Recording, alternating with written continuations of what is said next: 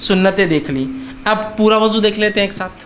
تاکہ دونوں کلب ہو جاتے، دونوں باتیں مل جاتی، فرائض سنت ہے۔ اب دونوں کو میں فرض کیا ہے سنت کیا الگ نہیں کروں گا، اب دونوں کو ایک ساتھ رکھوں گا، جو کہ علی بن ابی طالب رضی اللہ عنہ کی ایک مکمل روایت ہے جس میں آپ نے پورا وضو کا طریقہ نبی اکرم صلی اللہ علیہ وسلم نے جیسا کیا تھا وہ بتایا، ٹھیک ہے۔ اور اس کے بعد عثمان ابن عفان رضی اللہ عنہ کی ایک روایت ہے جو ابو داؤد کی ہے بھی، تو ان میں آپ دونوں صحابیوں سے مکمل طور سے وضو کا طریقہ آتا ہے۔ آئیے ہم دیکھتے ہیں نبی اکرم صلی اللہ علیہ وسلم کا وضو یہ ہوتا اور وضو کا طریقہ یہ، میں اب تمام چیزیں ملا کر کہ سب سے پہلے آپ اپنے ہاتھوں کو 3 بار دھوئیں گے، اب نیند میں سے کوئی خاص اٹھا تو پہلے 3 بار دھوئیں گا، وہ ایک الگ چیز ہے، ٹھیک۔ اور پھر مسواک کر لیں گا، وضو کے پہلے کی چیزیں ہیں یہ کہ وضو بالکل میں خاص وضو بتا رہا ہوں، تو مسواک وہ سب پارٹ ہے اس کا، لیکن وہ تو آپ سمجھ گئے، وہ آپ کو الگ سے کرنا۔ اب وضو کی بات کر رہے ہیں ہم صرف، تو وضو کے لیے آپ سب سے پہلے جو ہے اپنے ہاتھوں کو دھوئیں گے 3 مرتبہ، اور ہاتھ سے مراد یہ پنجہ ہے پورا ادھر کی کلائی جس کو بولتے ہیں، پنجہ جس کو بولیں گے پورا، ٹھیک۔ تو آپ ہاتھوں کو 3 مرتبہ دھوئیں گے، پانی آپ نے لیا اور ہاتھوں کو آپ دھو رہے ہیں، ٹھیک۔ ہاتھوں کو آپ نے 3 مرتبہ، ایک بار پانی لیا اس کو دھویا، دوسری بار پانی لیا پھر دھویا، اور تیسری بار پانی لیا۔ نل چالو ہے تو نل کے نیچے رکھیے اور ہاتھ دھوئیے، چونکہ لینے میں الگ مسئلہ ہے، پانی گر رہا ہے تو بہت سہولت ہوتی ہے، پانی کا نل کھولیے اور اس میں آپ اس کو آسانی سے وہ کر سکتے۔ 3 مرتبہ آپ نے ہاتھوں کو دھویا، ٹھیک، 3 مرتبہ، ٹھیک۔ اب یہ بات یاد رکھیے 3 مرتبہ سے زیادہ دھونا یہ گناہ اور حرام ہے، 3 مرتبہ میکسیمم۔ آگے بات رکھوں گا جو ناپسندیدہ چیزیں وضو میں اس میں کیا کیا ہے، تو 3 مرتبہ آپ نے دھویا، اس سے زیادہ مت دھوئیے، میکسیمم 3۔ ایک ٹائم میں جتنا ملنا جو مسائل ہے جو گندگی نکالیے، سیکنڈ ٹائم کیجیے، تھرڈ ٹائم میکس، ٹھیک۔ تو 3 مرتبہ آپ نے ہاتھ دھویا، ہاتھ دھونے کے بعد پانی لیا آپ نے اور سیدھے ہاتھ سے کلی کرنا ہے آپ کے اندر کی، پانی لیا آپ نے اور آپ کلی کر رہے ہیں، منہ پانی لیا اور کلی کر رہے ہیں۔ کلی میں زیادتی ہوں گی کہ آپ غرارہ کر سکتے ہیں، لیکن روزے سے ہو تو غرارہ نہ کریں، لیکن کر سکتے ہیں، اس لیے کہ زیادتی میں آئیں گا، مکمل کلی میں شامل ہوں گا۔ پانی لیا یا چاہے تو غرارہ کرا اور پانی کو تھوک دیا، ایک بار فرض کم از کم 3 بار زیادہ سے زیادہ، ٹھیک ہے۔ دوسری بار لیا کلی کی، چاہے تو غرارہ کیا یا ایک بار غرارہ کیا 2 بار کلی کی، جیسا آپ کو بہتر لگے تاکہ زیادہ سے زیادہ منہ صاف ہو آپ کا۔ تو آپ نے کلی کی اور پانی کو تھوک دیا، یہ ہوا 3 مرتبہ۔ اس کے بعد آپ نے پانی لیا اور ناک میں پانی آپ چڑھائیں گے، ناک میں پانی لے کے ناک کو صاف کریں گے 3 بار، ایک بار کم از کم 3 بار زیادہ سے زیادہ، ناک میں پانی لیا اور ناک کو جھاڑا صاف کیا، پھر پانی لیا 3 بار۔ اس کے بعد پانی لیا اور چہرے کو آپ دھوئیں گے۔ چہرہ ہوتا ہے سر کے بالوں، پیشانی کی بالوں سے لے کر تھوڑی گلے سے اوپر کا حصہ، یہ کان سے یہ کان، پانی لیا اور آپ اس کو دھو رہے ہیں، پانی لیا اور دھو رہے ہیں۔ جب آپ پانی چہرے پہ مارے تو آنکھ وہ سب انکلوڈ کر لے اس کے اندر، ٹھیک، اور آپ اس کو دھو رہے ہیں 1 بار 2 بار اور تیسری بار میکسیمم، ٹھیک۔ اس کے بعد جو ہے آپ پھر جو ہاتھ دھوئیں گے، ہاتھ کے لیے پہلے سیدھا شروع کریں گے، سیدھے ہاتھ پہ پانی لیا آپ نے اور اس کو پانی اگر کوئی چیز میں سے اٹھا رہے برتن یا مرتبان میں سے تو اٹھا کر آپ ڈالیں گے اور پھر اس کو ملیں گے، اگر نل چالو ہے تو آپ نل کے نیچے ہاتھ ڈالیں گے اور اس کو ملیں گے، ٹھیک۔ تو یہ پورا آپ نے یوں لیا اور یہ مل لیا 1 بار، یا آپ نل چالو تو نل میں بھی آپ سیدھا ڈالنے کے بدلے ایسا لے کر اس کو آرام سے مل سکتے ہیں نل بند کر کے،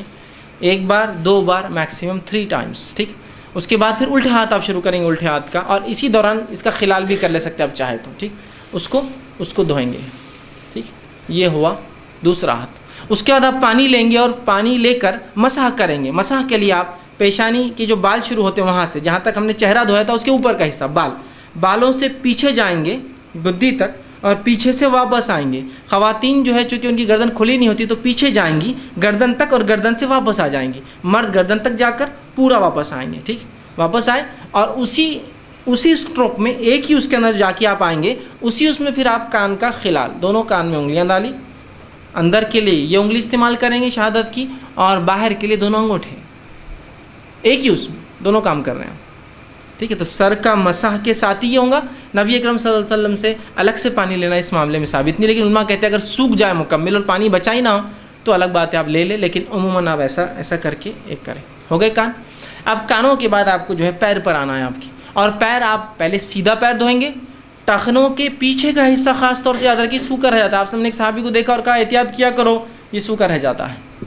ٹخنوں کا پیچھے کا، سیدھے ہاتھ کے ایکسٹریم رائٹ،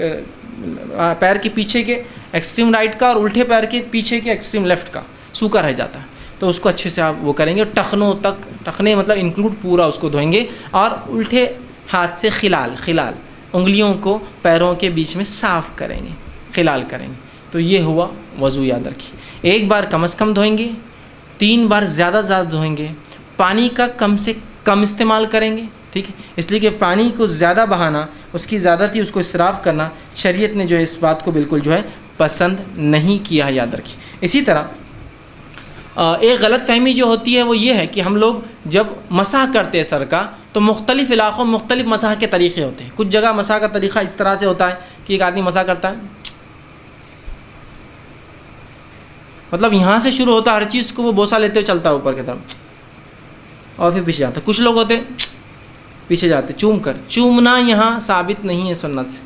ٹھیک، چومتے ہیں، ناک کو بھی ہاتھ لگاتے ہیں، پیشانی کو لگاتے ہیں، کچھ لوگ چومتے اور پیشانی پہ جاتے ہیں، کچھ لوگ چومتے نہیں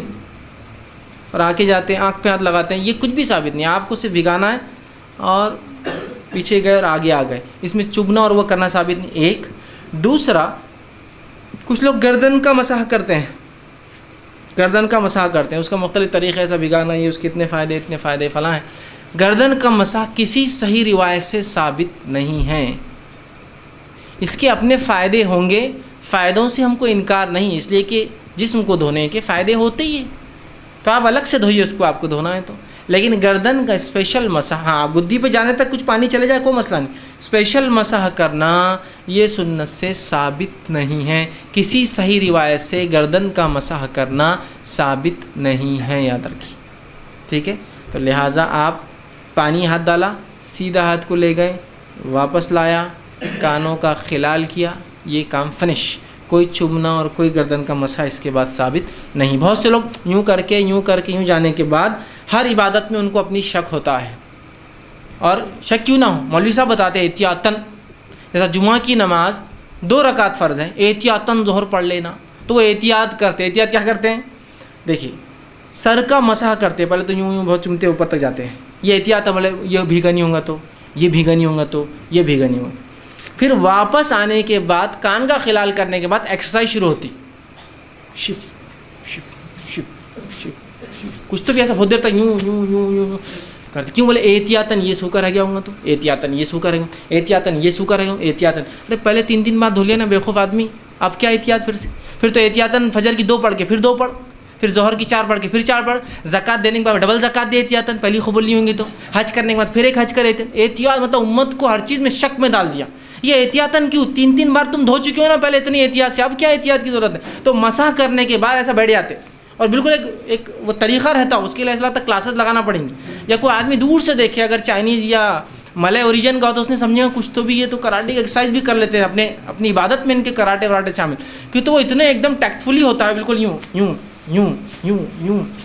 ایسا ایک دم بالکل ٹیکٹفلی چلتا ہے، تو آپ خالی دیکھنا اس کو کیا چل رہا ہے اس کو، اور اگر اپن نہیں کرے تو بعض والا اپنے کو دیکھتا، کون آگے بولتا تم ایسے کیوں نہیں کر رہے، پہلے تو گردن چھوڑ دیے اور پھر وہ ایکسرسائز بھی نہیں کر رہے، کھڑ رہے تھے، ٹھیک۔ تو پہلے جب تم نے دھو لیا